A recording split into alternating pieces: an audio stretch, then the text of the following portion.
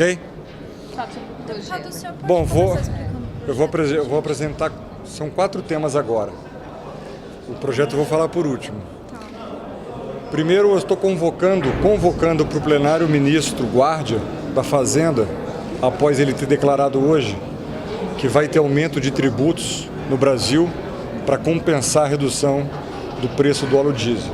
Então, já tem a convocação pronta, já leva ao plenário, hoje ainda, espero que seja aprovada, para que a gente possa aproveitar essa semana e ouvir o ministro da Fazenda no plenário, para não só lhe explicar o que ele quis dizer, que vai aumentar tributos para compensar a redução do valor do diesel, e também saber o que o Ministério da Fazenda e a política econômica brasileira está fazendo para a economia ela se recuperar. Segundo assunto, nós que moramos aqui no Distrito Federal, aconteceu um fato esse final de semana que nos chamou a atenção. Do sábado para o domingo, houve um reajuste, a Petrobras reajustou, e eu alertei isso no domingo ainda, à noite, a Petrobras reajustou em 4% o preço da gasolina tipo C, sem avisar os revendedores, sem avisar ninguém. Eu recebi há pouco uma ligação de um diretor da Petrobras, dizendo que realmente houve esse reajuste, mas foi uma questão de crise, porque não tinha álcool anidro para misturar na gasolina, e eles resolveram então disponibilizar para a sociedade do Distrito Federal uma gasolina diferente, mais cara. Portanto, nos chamou muito a atenção isso, então eu estou fazendo um requerimento de informações para o ministro das Minas e Energia, para que ele nos explique, não só ao Distrito Federal, mas ao país, né, como que a Petrobras, na calada da noite no final de semana, num momento de crise onde a população está clamando por redução do preço dos combustíveis, ela faz um reajuste no Distrito Federal, um reajuste pesado de 4,16 para 4,35 para o revendedor, que repassa para o consumidor, para a população, sem nenhuma justificativa. E estão justificando para mim que foi uma questão de crise e que eles não sabiam quando isso seria resolvido da mistura do álcool anidro, então eles resolveram aplicar esse reajuste. Isso mostra, na minha opinião, uma miopia que existe hoje na política comercial da Petrobras, uma falta de respeito com o consumidor e com a população não só do Distrito Federal como um todo. Então estou fazendo um requerimento de informações para o ministro da Energia, exigindo que ele explique para a população do Distrito Federal e para o Brasil como a Petrobras consegue, sem avisar ninguém, reajustar em 4% o preço da gasolina na calada da noite, sem nenhuma justificativa. Só descobrimos isso porque os revendedores começaram a me passar as notas fiscais e me ligar, achando um absurdo os próprios revendedores. Terceiro questão que eu queria dizer é sobre o projeto de decreto legislativo, que será também transformado numa emenda à medida provisória. Essas medidas provisórias que foram editadas pelo presidente Temer estão chegando a partir de hoje aqui na casa. Ora, se toda a população brasileira clama por redução dos preços dos combustíveis, o próprio ministro da Fazenda disse que não pode reduzir porque senão tem que aumentar tributo, o nosso projeto de decreto legislativo é muito simples. Ele autoriza que o revendedor de combustível, estou falando de álcool agora, possa negociar e comprar diretamente das usinas. Eu conversei com uma série de revendedores hoje, disseram que no outro dia disso acontecendo tem uma redução de 25% a 30% no preço do álcool. Detalhe, a Petrobras não produz álcool, ela produz petróleo, produz gás, produz diesel, derivados de petróleo, mas ela não produz álcool. Na medida que ela regula o álcool, hoje eu também tive a informação da Anfávia, da Associação Nacional dos Fabricantes de Veículos, que 88% dos veículos fabricados no Brasil ano passado e esse ano também 87,9%, praticamente 90% são veículos flex, ou seja, você pode abastecer com álcool ou você pode abastecer com gasolina. E o que está acontecendo nos grandes centros é que não estão abastecendo com álcool, porque o álcool tem também um preço elevado, onde a Petrobras não permite que faça concorrência com a gasolina, aí sim onde ela tem interesse. Então esse nosso projeto de decreto legislativo, ele altera o artigo 6º de uma resolução de 2009 da Agência Nacional do Petróleo e permite que o revendedor possa comprar e negociar diretamente na usina. isso vai dar uma redução imediata do preço do álcool. E aí não se mexe imposto. Então essa é uma das nossas sugestões e ações aqui no Parlamento.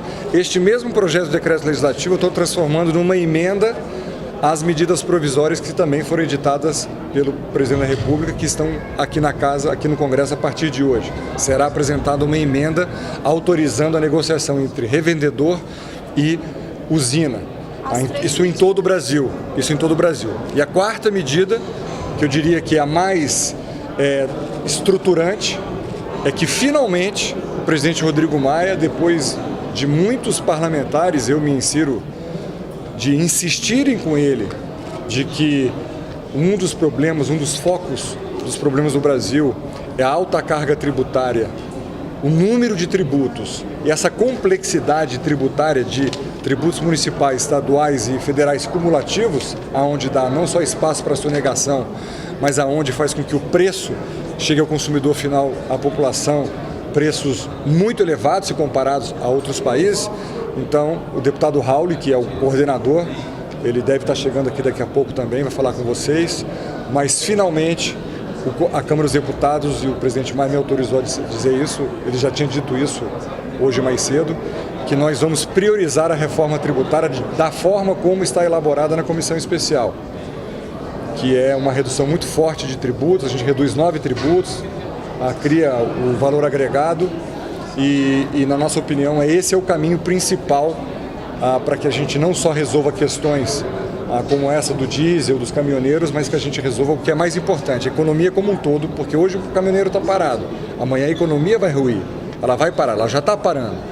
Então, essa é uma questão estruturante. Então, são esses 4 temas que eu queria me manifestar para vocês. Convocação do ministro da Fazenda no plenário para explicar suas declarações, o que ele está fazendo para a economia se recuperar.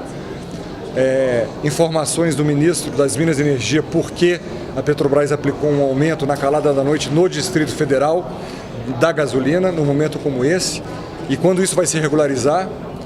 3, o decreto legislativo, o projeto autorizando a revenda de combustível comprar diretamente na usina. E 4, a reforma tributária que passará a partir de amanhã a ter um ritmo muito mais diferenciado e que eu sinto muito que o Planalto e a Presidência da República não tenham priorizado isso antes mesmo da própria reforma da Previdência, que a Previdência já nasceu morta.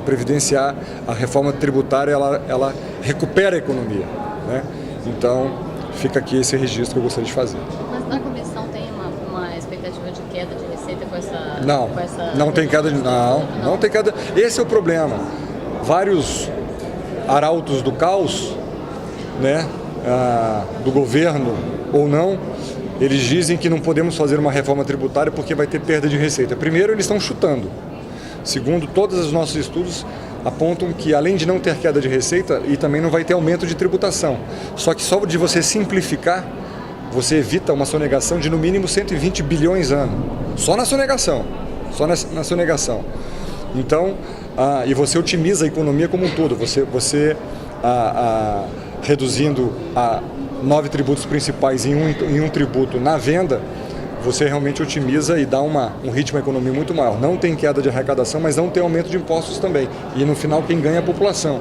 Porque quando você tem 100, 120 bilhões a mais, você não sacrifica tanto a população como já é tão sacrificada hoje por tantos impostos que, infelizmente, quando se tem uma crise como a gente vive hoje, não dos caminhoneiros, mas uma crise fiscal, o próprio ministro da Fazenda diz que a solução é aumentar tributo. Ele está errado, a solução é reformar e simplificar os tributos. Como é que trabalha a condução do governo nessa crise? Minha avaliação é que demorou muito para reagir, e já estava anunciado essa crise. De fato, hoje a gente tem que compreender que o transporte de cargas no Brasil é feito por caminhão e os caminhoneiros, principalmente os autônomos, eles praticamente estavam pagando para trabalhar, pedágio, preço do diesel, frete, etc. Isso era uma crise anunciada, então o governo não se antecipou à crise. Então, o governo tem reagido a problemas, esses têm sido, na minha opinião, certos. Então, eu vejo que hoje já se alastrou, não é mais a questão só do diesel, ou do frete, ou do pedágio do caminhoneiro. Já se alastrou para a população como um todo um sentimento de que o combustível é muito caro, de que os produtos alimentícios são muito caros, que realmente são. Então, eu estou muito preocupado com o desfecho dessa crise. Deputado, para ficar bem claro, como é que é a questão da compra do álcool nos revendedores? Hoje quem regula é a Petrobras e a Agência Nacional do Petróleo. Hoje os revendedores eles não podem fazer uma compra diretamente das usinas, e sim dos distribuidores que a Petrobras credencia, tá certo? E isso gera, obviamente, custos adicionais. Por quê? Porque ao invés de ter uma negociação direta, revendedor, usina, né, você tem esses entes no meio do caminho que só vão aumentando o preço da gasolina. Não é interesse da Petrobras reduzir o preço do álcool. Só que porque a Petrobras não produz álcool. E nós hoje somos um grande produtor de álcool mundial. O maior produtor de álcool mundial.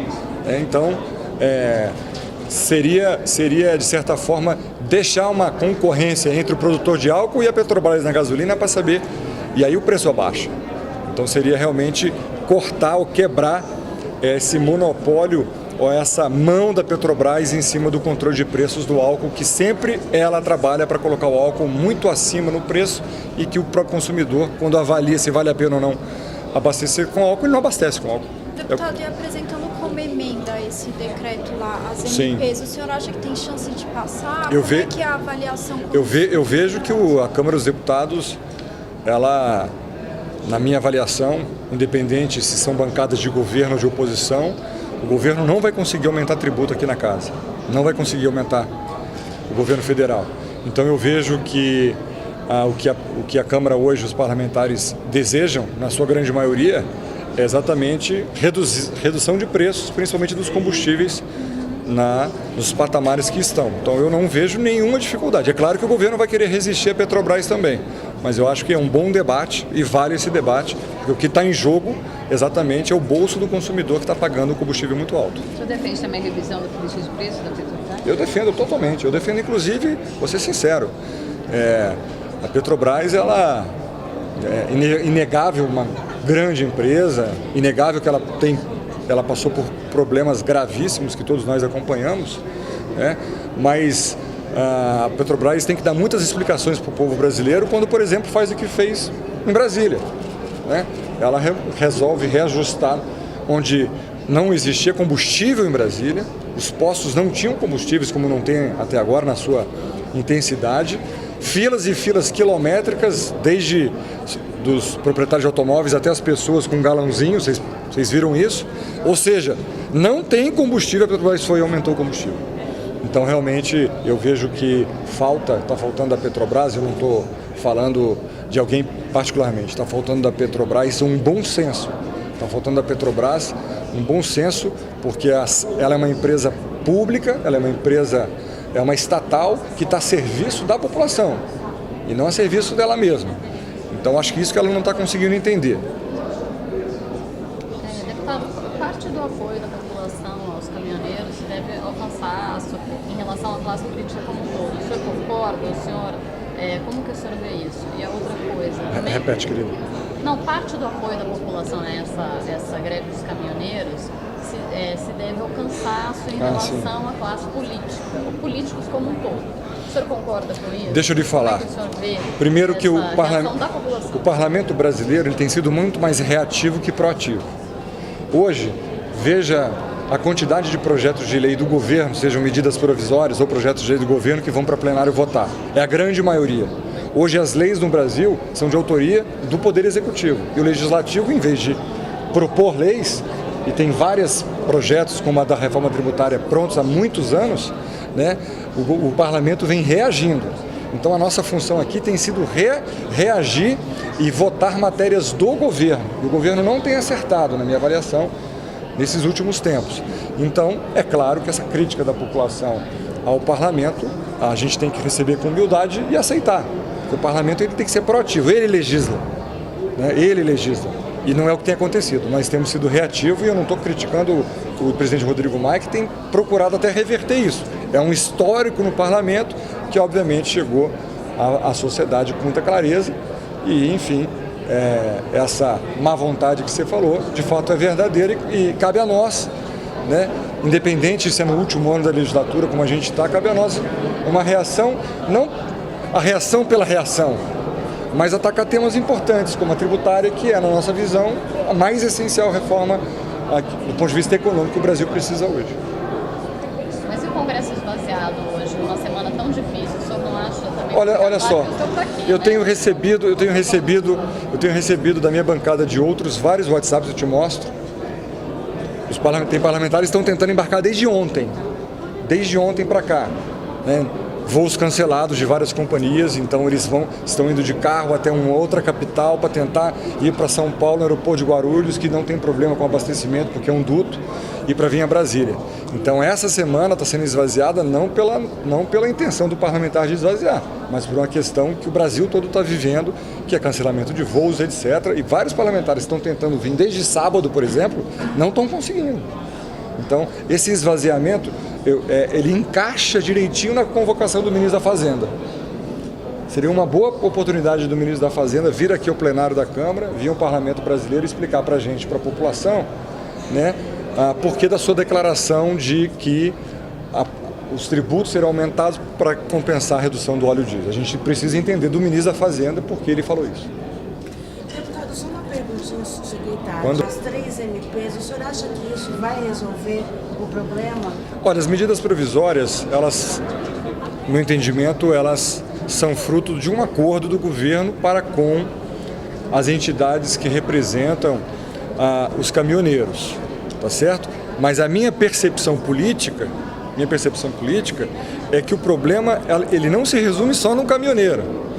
O problema se resume hoje num ambiente, né, muito difícil, população realmente no seu limite ou passando do seu limite de aceitar preços dos combustíveis, preços dos alimentos, enfim, uma série de coisas. Então eu vejo que, do ponto de vista dos caminhoneiros, né, essas medidas provisórias, elas, ao que eu entendo, elas atendem aos seus pleitos. Mas do ponto de vista da população, eu acho que essa crise ela está só no começo.